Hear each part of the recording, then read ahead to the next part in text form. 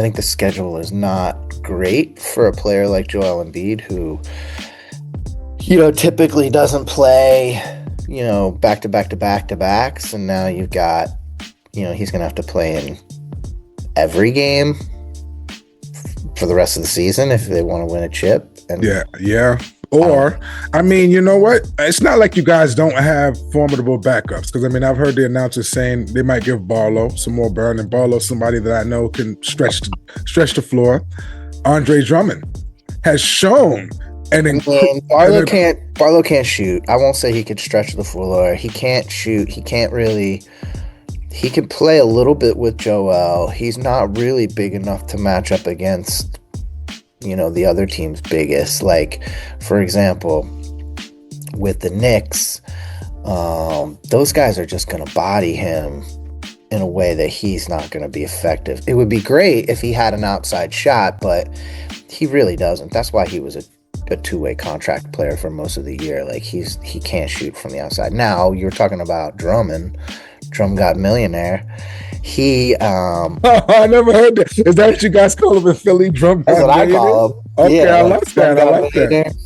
I call him Drum got millionaire. So if he could consistently hit that 3-shot from the corner, he'd be able to stretch the floor. But Drummond's problems are other stuff, right? Like, he's good on the boards, but like defensively, he's like, I don't know, maybe he just can't jump anymore.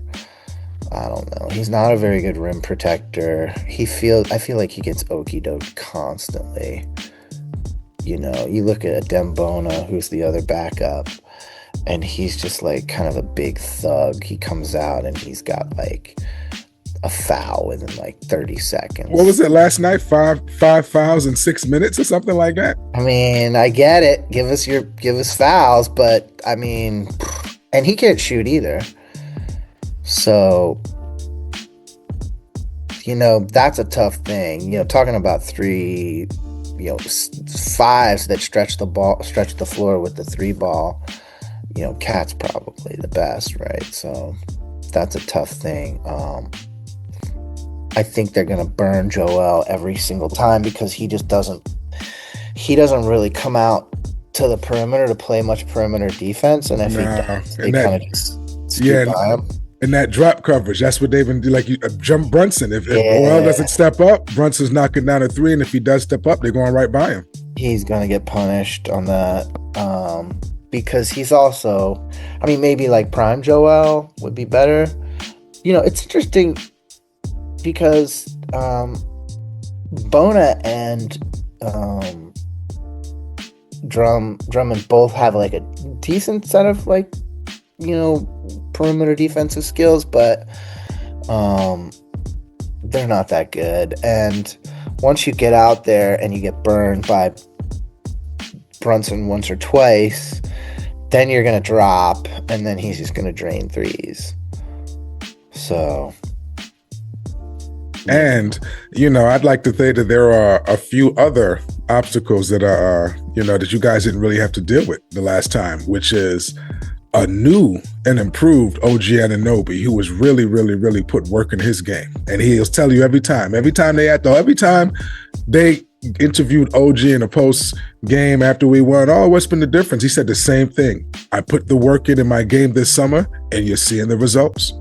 Yeah, and he's healthy too. I think, in the past, he's kind of been on and off the court, but OG's great. I mean, he can play legitimate defense and shoot a legitimate 3-ball, and he's like a big guy that can kind of drive to the rack if he needs to.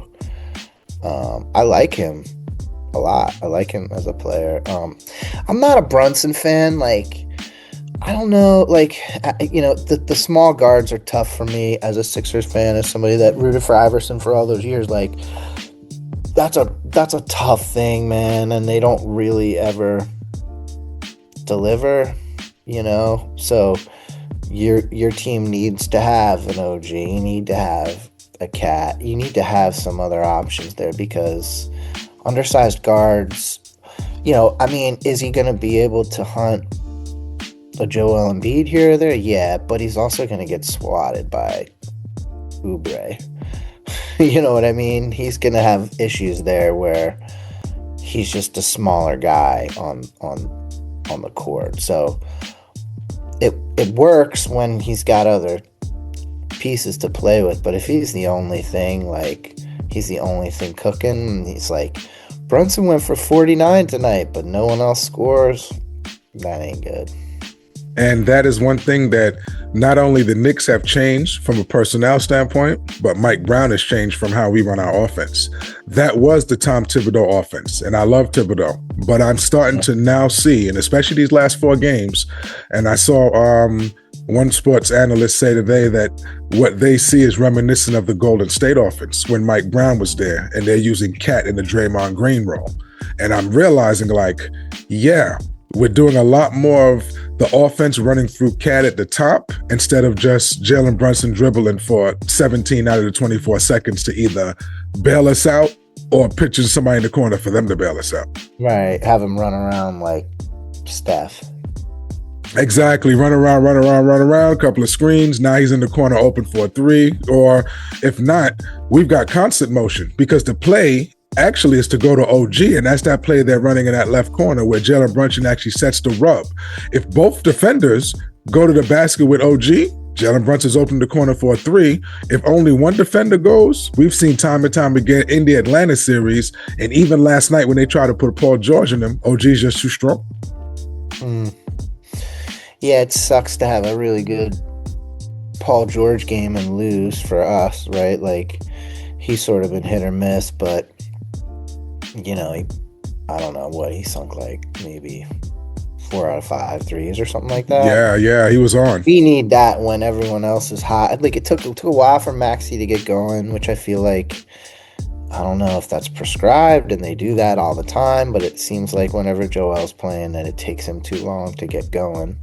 He also had Mikal Bridges on him, and a Mikal Bridges who's been getting beat up by these hater Knicks fans because they don't feel he's worth the 4 picks. Well, he might not have been, but he's definitely a body with length and strength that you can put on Maxey because he's a great defender, and you know you need somebody like that to cover. And especially being the number 4/5 offensive option, he can literally expend all of his energy on Maxey. Yeah, I hate the Knicks.